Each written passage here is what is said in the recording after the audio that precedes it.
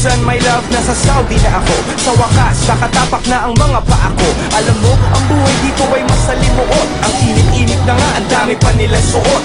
Sibuyas, pinapapak nila parang mansanas. Kaya pala hindi sila tinatablan ng tawas. Alam mo bang para makapagpadala kayod kabayo ang trabaho ko dala-dalawa.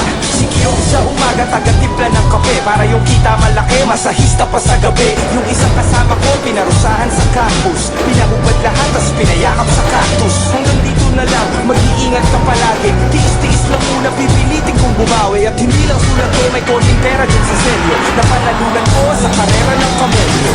Nananabik sa yakap mo, sa iyong pambabalik. Asahan mo, may mulang laging hawak ko. Halikang kalakip nitong sulat mo. Dear Susan, miss na miss ko na ang Pilipinas. Kaya tinitiis ko na lang mga biglaang pagsabog dito ay gugulatin ka.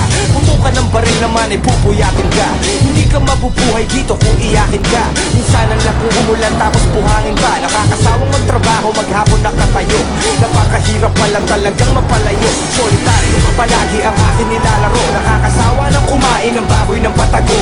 Sa amo kong Arabong, madalas nang mamaltrato. Tapos madamot sa sahod, masahol pa sa balato. Saktong-sakto, kaya minsan kulang ang padala. Pagpasensyahan mo na, walang-wala lang talaga. Susan, mahal kita, yun lang ang aking masasabi. Lagi mong tandaan, maaalala mo palagi. Nananabik sa yakap mo, sa iyong pambabalik. Asahan mo, may mulang laging hawak ko.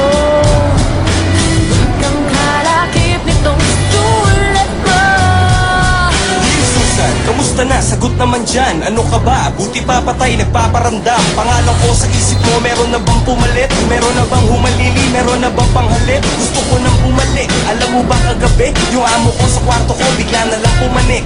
Parang manghahalik, sabik na sabik.